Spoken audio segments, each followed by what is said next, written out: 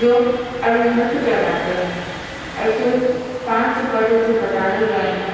नौकार नाम के अंतर्गत अभिमत सिर्फ आचार्य, औपचार्य और शांति, जिसमें सबसे पहला पद जो आता है वो अभिमतों का आता है, जो देवों के अंदर देवादी देव है, देवों के भी जो देवता है।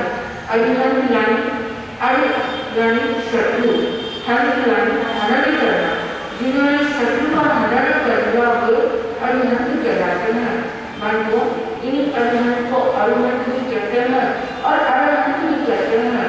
लेकिन ये कौन से शत्रु का उन्होंने हनन किया है, कौन से शत्रुओं को उन्होंने जीता है, वो बताया गया है।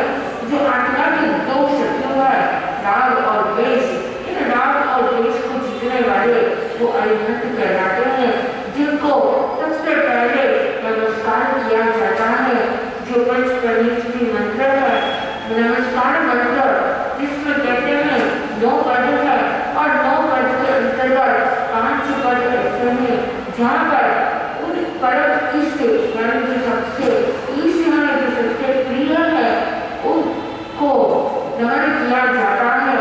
तो ऐसे 5 पद के अंतर्गत आप देखोगे ये नमो जो शब्द है वो कितनी बार आता है? 5 बार आता है। 5 पदों के टोटल 35 अक्षर बताए गए हैं। उन 35 अक्षरों में 10 अक्षर नमो से संबंधित रखते हैं। जो नमस्कार क्रिया जिसकी वृद्धि कहते हैं नमन करने से होती है, उस नमस्कार क्रिया का फल नमन के द्वारा होता है। वो नमन हर कार्य करने से पहले नमन किया जाता है। अब किसको करना है नमन? ऐसे आप देखोगे प्रतिक्रमण आप करते हो तो प्रतिक्रमण के अंदर भी आप वंदना करते हैं। पूरे प्रतिक्रमण के अंदर 33 बार वंदना आती है। सुबह आप करो तो और शाम को करो तो 36 वंदना अगर विधियुक्त करे तो ऐसे ही आपके वंदन हो जाते हैं। तो वो वंदन किनको होते हैं? पंचकर्मेश्वरी को वंदन होते हैं, जिनको जिस समय सबसे पहले जो अरिहंत आते हैं पंचकर्मेश्वरी में, जिनको हम कहते हैं तीर्थंकर, ऐसे सारे केवली अरिहंत में नहीं आते हैं, केवली के साधु के अंदर आते हैं। क्योंकि जो अरिहंतों के जो गुण होते हैं, जो उनका अभिषेक होता है, वह केवलियों के अंदर नहीं होता है। अरिहंतों के जो 24 और 35 अभिषेक बताए गए हैं वो सिर्फ तीर्थंकर के हो सकते हैं। तो ऐसे प्रथम पद के अंतर्गत जितने भी तीर्थंकर आज से तक हुए हैं उन सभी को मिला नमन हो। अब वर्तमान काल के अंदर जो तीर्थंकर हुए हैं, 24 तीर्थंकर, उनकी स्तुति लोगों के माध्यम से की जाती है। जिस लोगों में भी आप देखोगे 7 गाथाएं हैं और उसमें प्रथम 4 गाथा में वंदे वंदामी वो भी 4 बार आता है। अगर आप देखोगे जिस पाठ से आप वंदना करते हैं, टिकुटों के पाठ से उसमें भी आता है वंदामी नमः स्वामी। आगमों के अंदर आप कई जुड़े के शब्द देख सकते हैं, वंदनी नमी नमस्कारी।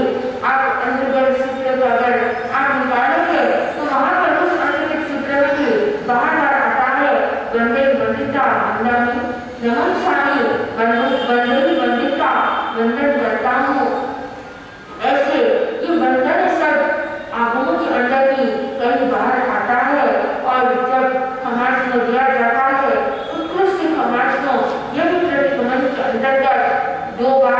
ऐसे दिया जाता है प्रथम बार के अंदर।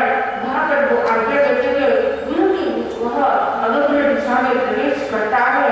तो इस तरह से एक बार जब दीक्षा में इसको हर्ष दिया जाता है तो वो 2 बार दिया जाता है। तो ऐसे जो वंदन किया जाता है, वंदन उनको होता है जिनमें कोई गुण हो, जो नमनीय हो और जो उत्कृष्ट कर्म के अंदर शोभित हो, ऐसे को नमन किया जाता है, वंदन किया जाता है।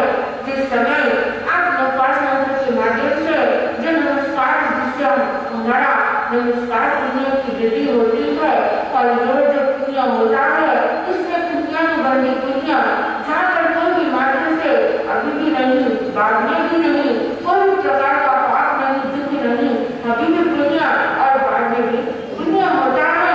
ऐसा प्रभावशाली नवपाठ मंत्र में प्रथम पद में अरिहंतों को नमन किया जाता है। अरिहंत कौन है? क्या कोई एक पर्टिकुलर व्यक्ति है? बंधुओं, कोई एक पर्टिकुलर व्यक्ति नहीं है। इस नवपाठ मंत्र के अंदर एक को नहीं, अनेकों को प्रणाम किया जाता है, अनेकों वंदन नमस्कार किया जाता है। जब आप कहते हैं नमो अरिहंतानम तो वहाँ पर कोई एक पर्टिकुलर का अरिहंत करने को एक इंसान नहीं है। उस पद के अंदर आज तक इस काल चक्र के अंदर और पूर्व के काल चक्र के अंदर जितने भी अरिहंत हुए हैं, जितने भी तीर्थंकर हुए हैं, सभी को मेरा नमन हो। तो ऐसे समय में वहाँ पर आप अनेक अरिहंतों को नमन करते हैं। आपको अगर पूछे अरिहंतों के नाम तो किसी को याद होगा तो ज्यादा से ज्यादा इस अवसर की काल के 24 तीर्थंकरों का नाम याद होगा। और अगर किसी को मालूम है तो भारी तीर्थंकरों के वो नाम याद कर सकते हैं, जिस वीरनाथ के नाम याद कर सकते हैं। लेकिन उससे आगे उसके पहले जितने तीर्थंकर हुए क्या आप उन सबके नाम जानते हैं? नहीं जानते हैं।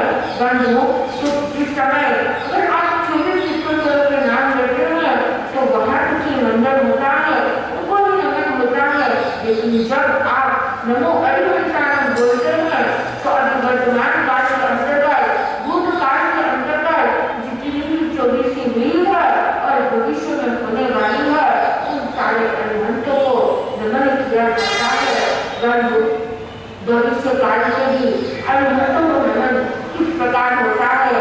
जिस समय भरत चक्रवर्ती एक बार भगवान देव के दर्शन लेके जाते हैं, उनके मन में भावना आती है कि जिस प्रकार भगवान ऋषभ देव वो उन्होंने इस तीर्थंकर पद को प्राप्त किया, क्या इस पूरी धर्म सभा के अंदर क्या कोई ऐसा है जो उनके जैसे बन सकता है? उस समय भरत चक्रवर्ती ने भगवान ऋषभ देव से ये प्रश्न किया। तब भगवान ऋषभ देव ने कहा, इसी सभा से बाहर वहाँ पर एक व्यक्ति है जिसका नाम है गणेश। अगर तुम देखोगे तो ये जो जीव है वो आगे जाकर सिर्फ मेरे जैसे ही वह तीर्थंकर बनेगा। इस अवसर निकाल का वह इसका तीर्थंकर होगा। और उस समय वहाँ वो भरत चक्रवर्ती जाते हैं और वो गणेश को नमन करते हैं। वो अभी वर्तमान में वो एक तीर्थंकर नहीं थे, लेकिन भविष्य काल के अंदर वो तीर्थंकर होने वाले थे।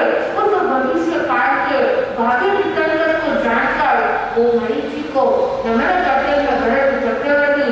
तो ऐसे जो भविष्य काल के अंदर हुए होंगे और वधूस और वर्तमान में जो तीर्थंकर है उन सभी को क्या हो जाता है? वंदन हो जाता है। एक पर्टिकुलर व्यक्ति में इतनी सारी आत्माओं को सिर्फ एक पद बोलने से नमन हो गया। और दूसरे पद में आता है नमो सिद्धानंद, सिद्धों को नमन किया जाता है। जो सिद्ध है जिन्होंने संपूर्ण रूप से जैसे ग्रहण जब भी कोई पदार्थ बनाती है तब उस समय अगर वो पदार्थ में उससे बढ़ जाता है तो क्या बोलते हैं? ये तो सीज गया, यानी अब इसको और पकाने की आवश्यकता नहीं है। सीजने के बाद और कुछ भी कार्य नहीं किया जाता है, उसको अग्नि से अलग कर देते हैं क्योंकि वह सीज गया अर्थात सिद्ध हो गया है, उसका कार्य पूर्ण हो चुका है। जो हमारी आत्मा का जो कार्य है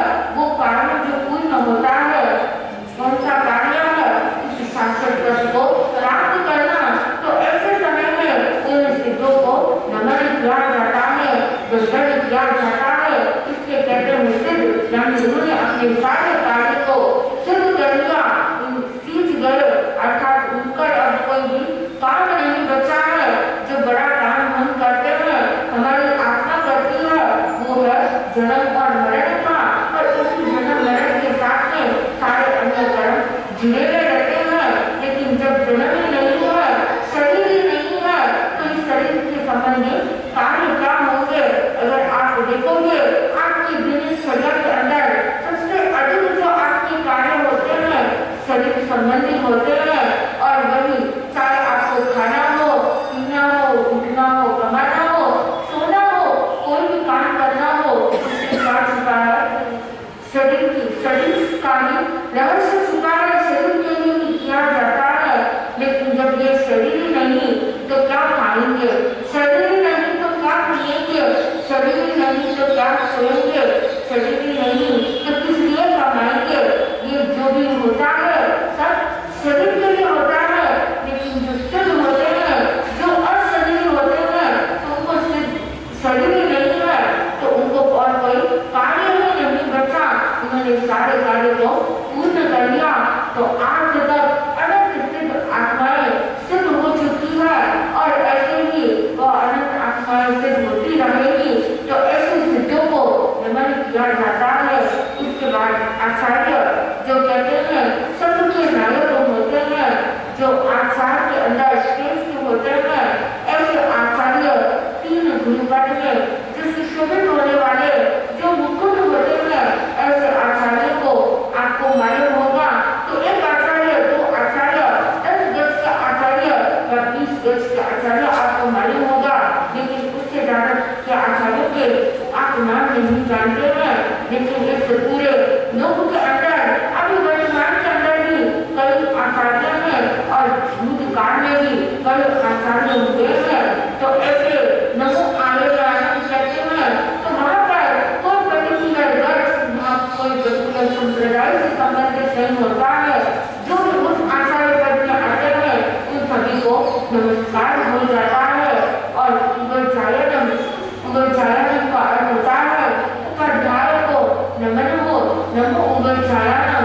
उन सारे उपाध्याय जो ज्ञान के पाठक होते हैं और पढ़ते हैं स्वयं और दूसरों को भी पढ़ाते हैं, ऐसे 32 आगमों के जो जानकार होते हैं वो उपाध्याय, वो अपनी ज्ञान की हरियाली में हमेशा रहते हैं।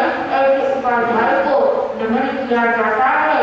और नमो लोए सब साउनम, लोक के अंदर जितने भी साधु हुए वो इस पद के अंदर सभी आ जाते हैं। केवल भी आते हैं, जाने भी आते हैं, शुद्ध जाने भी आते हैं, छोटा धारी भी आते हैं, अवधि जाने भी आते हैं। सभी इसी पद के अंदर आते हैं। जहाँ पर कहते हैं जिसने भी इस 5 महाव्रत को धारण किया है उन सभी साधुओं को एक साथ में नमन हो जाता है। बस हम तो जानते भी नहीं है कि कितने साधु हैं। सब अपने इंडिया के अगर आप कैलकुलेट करोगे तो आप वो सही रूप से आप संख्या नहीं बता सकते हैं कि कितने साधु हैं। लेकिन इंडिया के भरत क्षेत्र के अंतर्गत भी 5 भरत, 5 ऐरावत और 5 महावीर बताए गए हैं। और इन सबके सारे संख्या अगर हम कैलकुलेट करते हैं तो कितना प्रभु ने बताया है कि सबसे कम से कम एटलीस्ट एनी टाइम 2000 करोड़ होते हैं और उत्कृष्ट 9000 करोड़ होते हैं। बंधुओं, आपको तो कुछ ही साधुओं के नाम पता होंगे, लेकिन एनी टाइम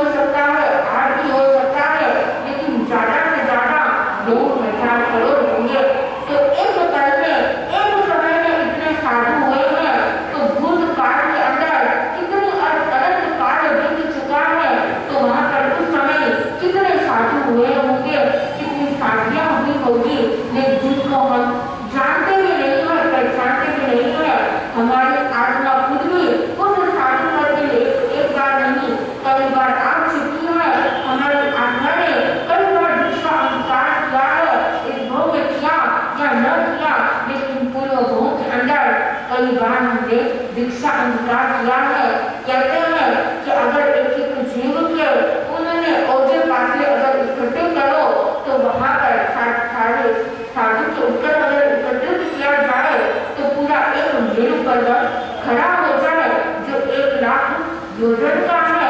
इतने बार हमारी आत्मा ने इस संयोग को धारण किया है। हम भी कई बार इस साधु पद में आए हैं।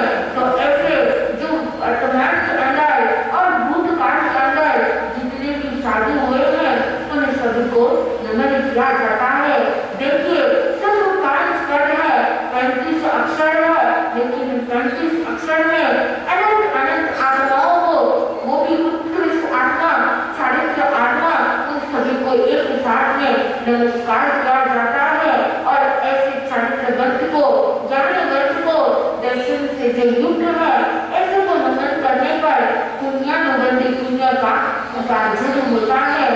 जो 5 पदों के जो बताए गए हैं, कहते हैं ऐसो पंच नमोकारो सर्व पाप प्रणाशनो, जो सभी पापों का नाश करने वाला है। कहते हैं पंच परमेश्वर को जो नमन करते हैं, उनके जो वर्तमान में जो भी पाप आते हैं वो पापों का उनका नाश हो जाता है।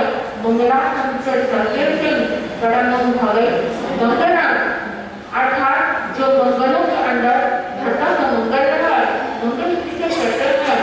मंगल यानी मंगल विघ्न ग्रहे अति मंगल, जो हमारे विघ्न को बढ़ा दे, जो हमारे अड़चन को दूर कर दे, उसे मंगल कहते हैं। इसलिए जब भी कहीं कभी आप अच्छा कार्य करने जाते हैं तो पहले मंगलिक लेकर जाते हैं। जो मंगलिक लौकिक भी होती है, लोकोत्तर भी होती है, द्रव्य मंगल भी होता है और भाव मंगल भी होता है। द्रव्य मंगल के अंतर्गत जो गुण है, दही है, ये आप द्रव्य मंगल के रूप में आप उसका सेवन करके अच्छे कार्य के लिए जाते हैं। और जो भाव मंगल जो लोकोत्तर के श्रेणी के अंदर आते हैं वो है पंच परमेश्वर को नमस्कार, जहाँ पर मंगल लिया जाता है। आप लोग कभी बार साधुओं के पास जाते हैं और जब रवाना होते हैं तब क्या कहते हैं? मंगल लीजिए। मंगल के अंतर्गत क्या आता है? आचार्य साधु और जिन धर्मों के पुरुष हम शरण स्वीकार करते हैं। जब शरण स्वीकार करते हैं तो उनके शरण को स्वीकार करने से हमारे वर्तमान में जो अड़चन रहती है वो अड़चन भी दूर हो जाती है, क्योंकि वो खुद ही एक मंगल रूप है। कहते हैं अरिहंता मंगलम, सिद्धा मंगलम, साहु मंगलम, केवली वरदो ब्रह्मो मंगलम।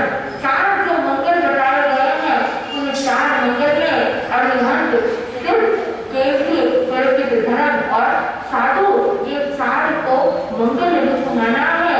अगर आप इनके दर्शन भी करो तो भी आपके लिए वह मंगल रूप है। अगर आप उनकी वाणी सुनो तो भी आपके लिए मंगल रूप है, क्योंकि कुछ न कुछ आपके लिए, आपकी आत्मा के लिए कुछ न कुछ उसमें हित छुपा होगा। और साथ में कहते हैं अगर उनके द्वारा मंगल को सुन लेते हैं, स्तोत्र के द्वारा अगर उनका वह पाठ सुनते हैं तो हमारे विघ्न हट जाते हैं, क्योंकि मंगल वही है जो विघ्न गढ़े की मंगल, जो विघ्न को गढ़ा दे उसी को मंगल कहा जाता है। और दूसरे अर्थ में भी कहा जाता है मंगल जो होता है, मंगल यानी सुख, जिससे मंगल मिले, सुख की प्राप्ति हो, इसे मंगल कहते हैं। मंगल तिथि मंगलम, जिससे आपके मंगल उससे आपके कोई भी दुख न आए, क्योंकि ये जो पंच परमेश्वर है जिनको नमस्कार करते हैं तो वहाँ पर हमें कोई भी प्रकार का दुख नहीं आता है। तो ऐसे प्रथम मंगल में रूप में जो बताया गया है वो यही पंच परमेश्वर मंत्र, महामंत्र, नमस्कार मंत्र है, जिसको नवकार मंत्र भी कहते हैं। ये एक ऐसा नवकार मंत्र है जिसका अगर हम जाप करें, चाहे आप मानसिक करो, चाहे आप वाचिक करो और चाहे आप मंगल करते हैं, जैसे जिसको कहते हैं उपांशु, जहाँ पर मन में बोला जाता है और जो भाष्य जाप होता है जो जोर जोर से किया जाता है, चाहे किसी भी रूप में करो, लेकिन ये जो मंत्र परमेश्वर मंत्र है ये बहुत ही प्रभावशाली मंत्र है। इसी मंत्र के टोटल नौकार मंत्र के 68 अक्षर बताए गए हैं। 9 पदों के अक्षर होते हैं और 5 पदों के बंधुओं, ये 35 अक्षरों में भी अगर जीवन के अंतिम समय में भी हमको ये सुनने को मिल जाए तो हमारी सदगति हो जाती है। आपको बता रही है देवी से पितर पर भगवान पार्श्वनाथ जिस समय उनकी दीक्षा नहीं होती है, पार्श्व कुमार जिस समय उनको पता चलता है कि सभी लोग एक तापस के पास में जा रहे हैं, तब वो भी घोड़े पे बैठकर वो भी वहां पर पहुंच जाते हैं। वो तो सिद्धांत करते 3 ज्ञान के धनी थे, उनको पता है कि यहाँ पर जो भी तापस है और उस ज्ञान के द्वारा उनको सब कुछ पता था कि ये जो तापस है जिसके अंदर मिथ्या ज्ञान है और लोगों को वह भ्रमित कर रहा है, लेकिन वो अभिज्ञान के द्वारा उन पार्श्वकुमार को पता चल जाता है कि जिस तापस ने जो अग्नि प्रज्वलित की थी उस अग्नि के अंदर 2 नाग है, एक नाग और एक नागिन, एक नाग का जोड़ा वहां पर उस अग्नि के अंदर जल रहा है। तब उस समय वो पार्श्वकुमार उस तापस से कहते हैं कि ऐसी क्या तुम्हारी तपस्या है जिसमें हिंसा जुड़ी हो, ये तुम्हारे लिए सपना, क्या ये तुम्हारे लिए हितकारी है? तो उस समय वो तापस थोड़ा वहां पर वो कहने लग जाता है, कौन सी हिंसा, यहाँ पे कोई भी हिंसा नहीं हो रही है। तब उस समय भगवान पार्श्व जो वो अग्नि जल रही थी, तब उस अग्नि के उस लकड़ियों को हटाकर वहां पर जो नाग का जोड़ा था जो जल रहा था उसको बाहर निकालते हैं। भगवान ने जान लिया अब इसकी ज्यादा लंबी आयुष्य नहीं है। कहते हैं कि आयुष्य के पूर्ण होने के टाइम जब एंडिंग मोमेंट रहता है उस समय हमारे वो ही परिणाम आते हैं जिस गति का हमारा दंड हुआ रहता है। जैसे ही क्लेशा हमारे उस समय आते हैं और वहां का आप वो पुण्यशाली जीव होते हैं जिनको अंतिम समय में साधु साधियों के दर्शन का लाभ मिलता है, वहां पर अंतिम समय में धर्म आराधना करते हुए ये प्राण को त्याग करके दूसरे गति में जाते हैं, तो वह उस जीव का अगर पुण्य रहेगा तो ही उसका एंड मोमेंट भी जो मृत्यु समय है वह भी सुखपूर्वक जा सकता है। तो ऐसे समय में वो नाग और नागिन जब तड़प रहे थे तो ऐसे समय में उनको गुस्सा भी आज किसी को भी क्रोध आ सकता है। कोई अगर आपके ऊपर जान के हमला करे तो ऐसा नहीं है कि हर एक भगवान की तरह होते हैं जो उसको माफ कर दे, क्योंकि संसारिक जीव होते हैं, छदग्रस्त होते हैं, तो कसाई तो रहता है। और ऐसे समय में अगर वहां पर अंतिम समय में डर बच जाता है तो वो कितने भाव तक वह चलता रहता है। तो उस समय नाग नागिन को देखा कि उनका ज्यादा लंबा आयुष्य नहीं है, तो भगवान पार्श्व ने उस समय उनको पंच परमेश की मंत्र नौकार मंत्र सुनाने की इच्छा उनके मन में आई, लेकिन नौकार मंत्र जिसके पूरे 68 अक्षर है, इन 68 अक्षरों को मैं बोलूं तब तक भी उनके पास में उतना समय नहीं है। तो भगवान ने शॉर्टकट अपनाया था कि अब इसको अल्प समय में कैसे उस पूरे पंच परमेश की महामंत्र का पूरा उनको सार सुनाया जाए। तो उन्होंने कहा उनसा नमः, यानी अरिहंतों का सिद्धों का सी, आचार्यों का आ, उपाध्याय का उ और साधु का सा। ऐसे पंच परमेश्वर के जो उनको इंडिकेट करते हैं उनका पहला जो अक्षर है उस अक्षर से उसके साथ में जोड़ दिया नमः। बंधुओं, भाव वहां पर यही था कि अरिहंत सिद्ध आचार्य उपाध्याय और साधु उन्हीं सभी को क्या हो नमन हो। तो उस समय उन जीवों ने ये सुना और सुनते सुनते ही उनके प्राण पंखेरु उड़ जाते हैं। तब वही जीव आगे जाकर पूरा नौकार मंत्र भी नहीं सुना, लेकिन वो 5 अक्षर जो पंच परमेश्वर के वहां पर उनके प्रथम अक्षर को इंडिकेट करते हैं उनको सुना। तो उनकी क्या हुई थी? देव गति हुई थी। जो नाग था तो धनेन्द्र देव बनता है और जो नागिन थी वह पद्मावती देवी बनती है।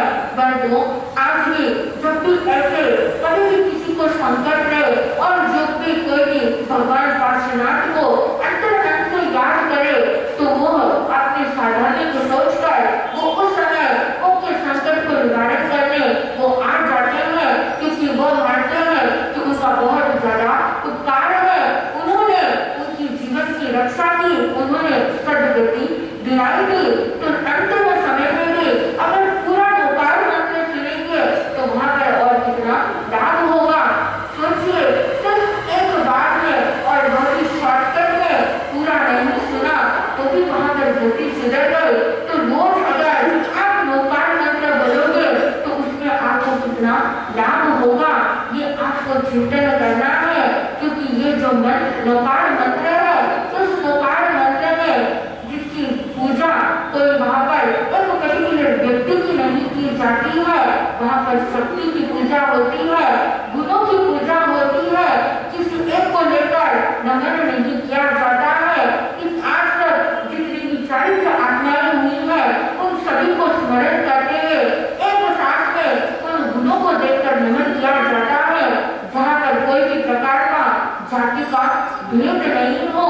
जिनको जिस पंचकर्मेश्वर को देव दानव गंधर्व यक्ष राक्षस भूत पिशाच सभी उस नौकार मंत्र को पंचकर्मेश्वर को नमस्कार करते हैं, वंदन करते हैं।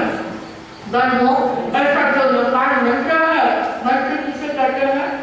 मंत्र के अंदर शब्द छुपा है, जिसके सीक्रेट हो उसको मंत्र कहते हैं।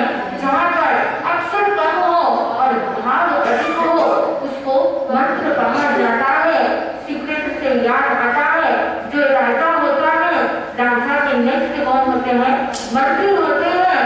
तो मंत्री शब्द के अंदर भी क्या आता है? मंत्र।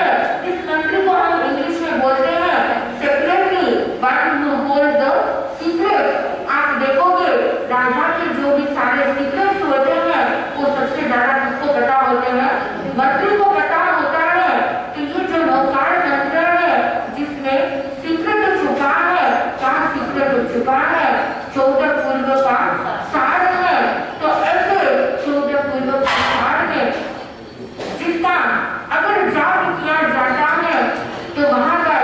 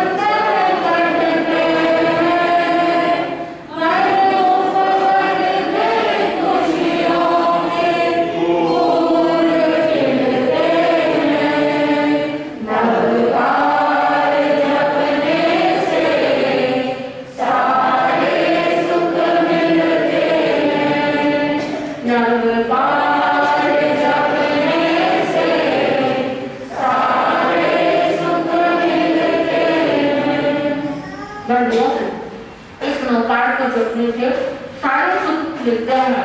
जो संसारिक सुख है वो संसारिक सुख भी और साथ में शाश्वत सुख भी इसी नौकार मंत्र के द्वारा मिल सकता है। इसी नौकार मंत्र के अगर आप श्रद्धा सहित आप जाप करोगे तो आप उसको चमत्कार देख सकते हैं। चमत्कार तो उसका नमस्कार से है, चमत्कार के लिए इसका जाप नहीं किया जाता है। लेकिन जब आपके शब्दों के संयोजन होते हैं, भावों के संयोजन होते हैं, तब ऐसे समय में ये नौकार मंत्र जो है वो नौकार मंत्र एक महान कार्य कर देता है और संभव कार्य को भी संभव कर देता है, सारे विघ्नों को दूर कर देता है और यहाँ तक जो मृत्यु है उस मृत्यु से भी यह नौकार मंत्र हमें बचा देता है।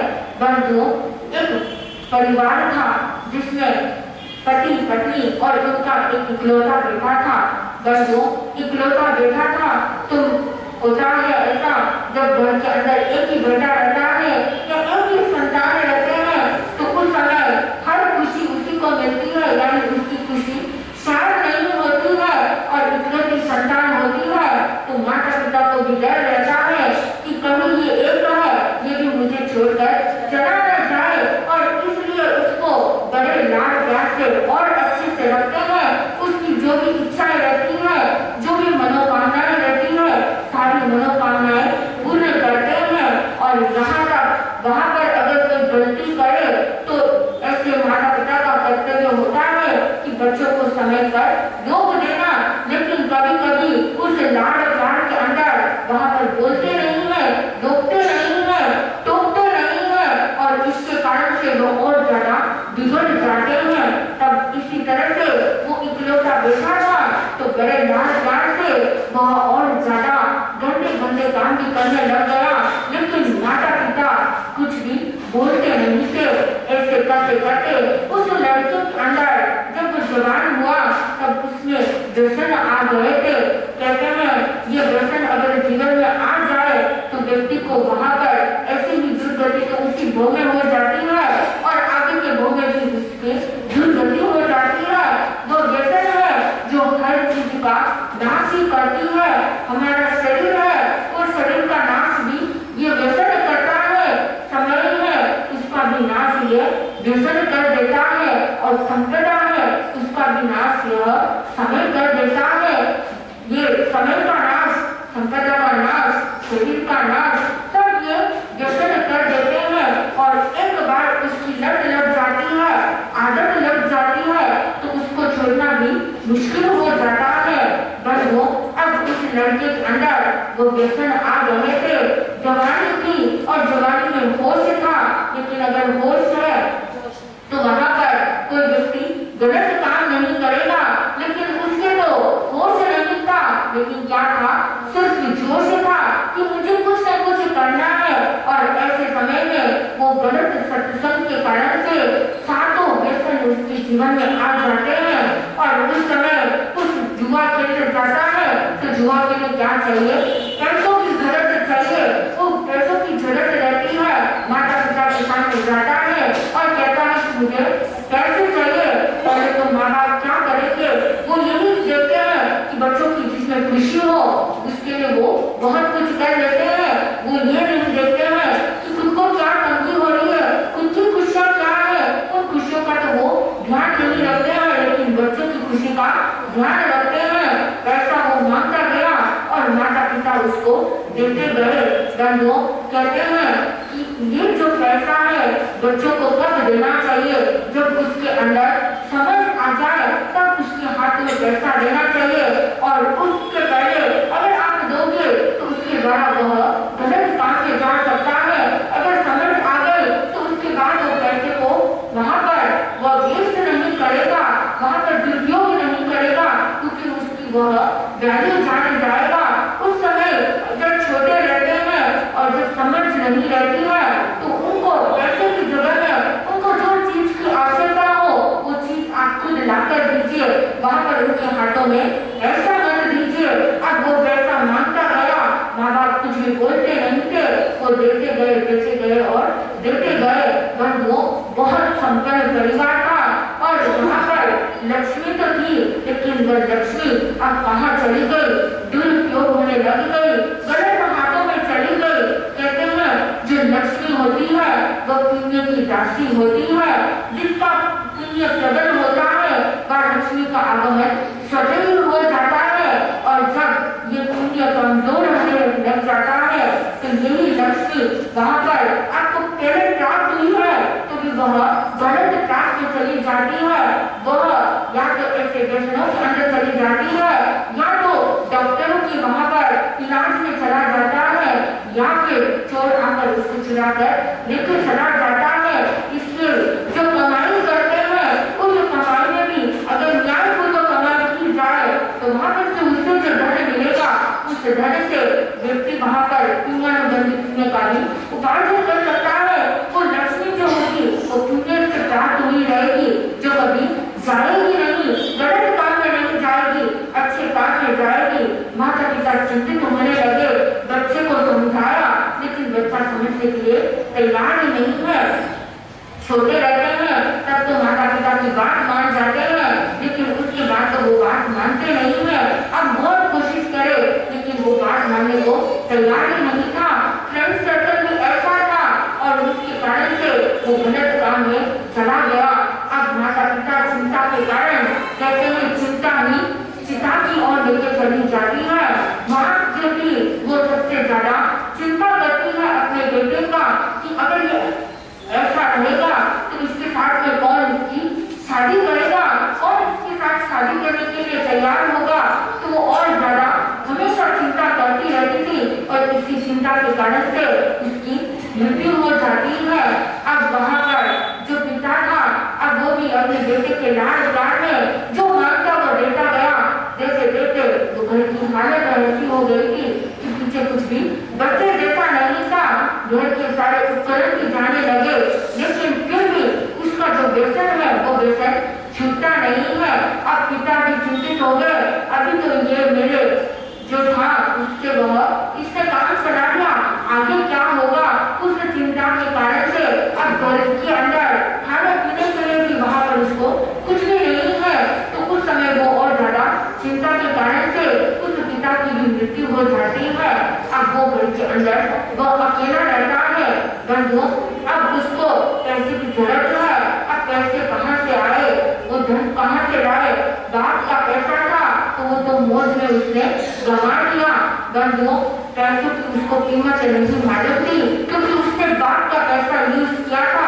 अगर खुद कमाता तो पता चलता कि एक एक पैसे को कमाने में कितनी मेहनत लगती है, लेकिन खुद ने तो कमाया नहीं, अभी कमाता भी नहीं है और पैसा भी नहीं है, तो अब क्या करे। बहुत परेशान हो गया था, दुखी हो गया था। तो ऐसे ही जाते जाते उसको रास्ते में एक ताकत मिल जाता है, मंत्रवादी मिल जाता है। उसको देखकर उसको लगा शायद अब ये मंत्रवादी मेरे दुख को दूर कर सकता है।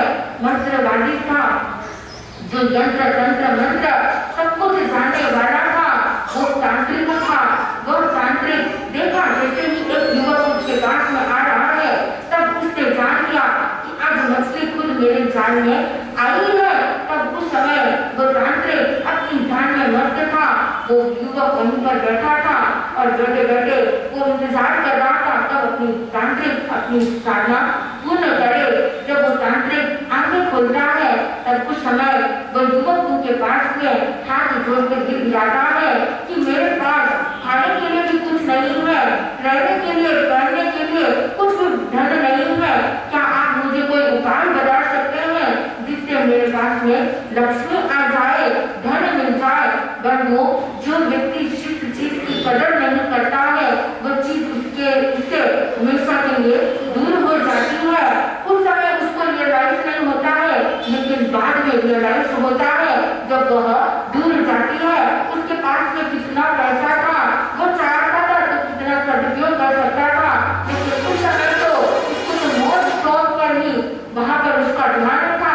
वो तांत्रिक के समय गिर गिराता है तब तांत्रिक ने कहा तुम्हारा ये काम हो जाएगा, लेकिन तुम्हें मेरा एक काम करना होगा।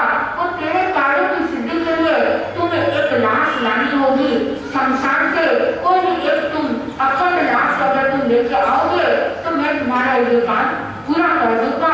तो उसने सोचा लास्ट का क्या करेंगे, लेकिन उसने कह दिया तांत्रिक ने, तो उसकी भी मजबूरी थी, तो वो जाता है शमशान के अंदर, जहाँ पर कहते हैं जाने से व्यक्ति को डर लगता है, लेकिन हर जीव को एक न एक दिन वहां को जाना ही है। शमशान यानी जहाँ पर सबकी साथ एक समान होती है, चाहे राजा हो चाहे प्रजा हो, वहाँ पर सबकी साथ एक समान होती है। जहाँ पर देह को जलाया जाता है, वहां से एक मृत देह को लेके आना है, अखंड देह को लेके आना है। तो वो पहले तो बहुत युवक घबराया, कैसे जाऊं कैसे लाऊं, लेकिन वो हिम्मत कर क्योंकि उसको धन प्राप्त करना था, इसलिए मजबूरी में वो लाश उठाकर लेके आ जाता है। तांत्रिक के पास जैसे ही वो लाश लेके आता है, तांत्रिक बोलता है अब यहाँ से हम थोड़ी दूर बाहर जाएंगे, आज रात को यज्ञ करेंगे, छात्र करेंगे, और आज ही रात में तुम्हें बहुत सारा विपुल मात्रा में एक रात में धन मिल जाएगा। तो युवक खुश हुआ कि आज एक रात की बात है और एक रात में मुझे अगले दिन कल सुबह मुझे बहुत ही धन मिल जाएगा। वो एक आंख के सामने वो तांत्रिक और वह युवक मूर्ति को साथ में लेकर चले जाते हैं, और वहाँ वो तांत्रिक यज्ञ करने लग जाता है, जाप करने लग जाता है, और जहाँ वो हवन कुंड था उसी के बाजू में उस युवक को कहता है कि तुम यहाँ पर बैठ जाओ और ये जो मृत जो शरीर है उसको भी यहीं पर तुम रख दो। और उस मृत शरीर के हाथ में एक तलवार रख दी जाती है, तांत्रिक उसके हाथ में तलवार पकड़ा देता है, वो मृत शरीर के पास में, और उसी के पास में वो युवक बैठा रहता है। युवक बहुत घबरा गया, एक तो ऐसे शरीर को देखकर घबरा गया, और रात्रि का घनघोर अंधेरा, और वह भी उस जंगल के अंदर जहाँ पर और पशुओं की आवाज भी चित्कार थी, और इधर तांत्रिक जो है जो मंत्र का जाप कर रहा था, उस मंत्र के जाप से उस युवक को और ज्यादा डर लगने लग गया था। अब भय के कारण से वो थोड़ा कांपने भी लग गया, करूँ तो क्या करूँ, कैसे बचूं, कैसे यहाँ से जाऊं, जहाँ भी नहीं सकता और बच भी नहीं सकता, मन में डर था। और इधर उस डर के कारण से उसको याद आता है बचपन के अंदर किसी मुनि ने कहा था कि अगर कभी ऐसे कोई परिस्थिति हो तब उस समय तुम नौकार मंत्र बोलना, ये नौकार मंत्र तेरे हर समय हर जगह में तेरी रक्षा करेगा। और इसको ऐसा नहीं है कि सुबह ही बोलना या रात को ही बोलना या दोपहर को ही बोलना, इसका जाप कभी भी कर सकते हैं, लेकिन श्रद्धा से तुम इसका जाप करोगे तो अवश्य तुम्हारा संकट टल जाएगा। तो ऐसे समय में वह न युवा उस नौकार मंत्र को याद करते करते मानसिक जाप करने लगा, और इधर तांत्रिक जोर जोर से वो मंत्र करने लगा, जिस मंत्र के प्रभाव से जो वह देह था, जो मृत देह था, वह मृत देह वह उठकर बैठ जाता है। जैसे ही वह उठता है उसने जो शरीर जिसमें कुछ भी जान नहीं थी, आत्मा नहीं थी, लेकिन उसमें आत्मा आ जाती है, और वो आकर जैसे उठता है फिर वापस वो नीचे गिर जाता है। एक बार हुआ, दो बार हुआ, तीन बार हुआ, ये मंत्र कर रहा है तांत्रिक, लेकिन वो असर नहीं कर रहा है। तांत्रिक ने सोचा आज तक मेरा ये मंत्र कभी ऐसे नहीं हुआ, मैंने इस मंत्र को बहुत सिद्धि अच्छी तरह से की है और अभी तक मैं हमेशा सफल रहा, लेकिन आज मैं ये मंत्र कह रहा हूँ तो भी ये क्या है, ये शरीर वापस नीचे क्यों जा रहा है, क्यों नीचे झुक रहा है, समझ नहीं आया। तो उसको लगा शायद ये कोई जो बच्चा है ये मेरे मंत्र से उसके पास में कुछ ज्यादा बड़ा मंत्र होगा, शायद इसके पौधे के सामने मेरी ये शक्ति काम नहीं कर रही है। वो फिर से वो और जोर लगाकर वो और मंत्र जोर से करता है। तब उस समय वहाँ उस शरीर के अंदर जो एक यक्ष आता है वो कुपित हो जाता है, उस तांत्रिक के ऊपर कहता है तुम एक बार नहीं, दो बार नहीं, कितने बार तुमने मुझे आह्वान किया और आह्वान कर मुझे खाली छोड़ दिया, अब मैं तुम्हें जिंदा नहीं छोड़ूंगा। जिसके हाथ में वो तलवार थी उस मृत शरीर के अंदर, उसके अंदर वो यक्ष प्रवेश करता है और उस तांत्रिक को ही उस अग्नि कुंड के अंदर डाल देता है और वह जो तांत्रिक था वह उसी समय काल के बारे में चला जाता है और इधर जो वो युवक था ये सारा दृश्य देखकर और घबराने लगता है। उसके पश्चात वह यक्ष जाकर उस युवक के पास में आकर उसको नमन करता है और कहता है तुम तो बहुत धन्य हो, तुमने आज पंच परमेश्वर का स्मरण किया था इसलिए तुम्हारी जान बच गई। एक्चुअल के अंदर ये जो तांत्रिक है इस तांत्रिक विधियों के द्वारा तुम्हें वह मारता और तुम्हें मारकर उसको अग्नि में डाल के तुम्हारे अग्नि में जैसे डालता तो तुम्हारा शरीर वह सोने में बन जाता, पूरा शरीर सोना बन जाता।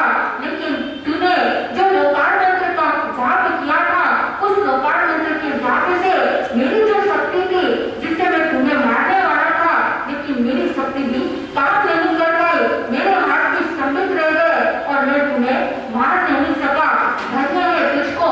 और उस समय वो यक्ष था उससे खुश हो जाता है, प्रसन्न हो जाता है और जो तांत्रिक का जो शरीर था उस शरीर जैसे ही वो अग्निकुंड में डालते हैं तो वो पूरा सोना बन जाता है। बस वो उस लोकार मंत्र का जाप करने से उसकी जान भी बढ़ गई और उसको जो धन मिलना था वह धन लक्ष्मी जी उसे प्राप्त हो गई। तो ऐसा महामंत्र है लोकार। लेकिन इस लोकार का जाप करते हैं तो अंतर से श्रद्धा से करना चाहिए। अगर श्रद्धा पूर्वक किया जाए तो अवश्य हमारे हर कड़ी में हर जिंदगी के अंदर ये लोकार मंत्र हमारी रक्षा करता है। इसलिए कहते हैं सर्व पाप तनाशनो, जो सभी पापों का नाश करने वाला है। वर्तमान में आपके जो पाप उदय हैं वो पाप भी पुण्य में बदल जाते हैं और वह हमारा पाप संकट भी दूर हो जाता है। तो नमस्कार पुण्य के अंतर्गत लोकार मंत्र भी है एक ऐसा साधन जिसके द्वारा आप निमन कर पुण्य का उपार्जन करते हुए एक दिन उसी सुशोभित पद पर पहुंचकर शांति सुखों की प्राप्ति कर सकते हैं। इसी के साथ आनंद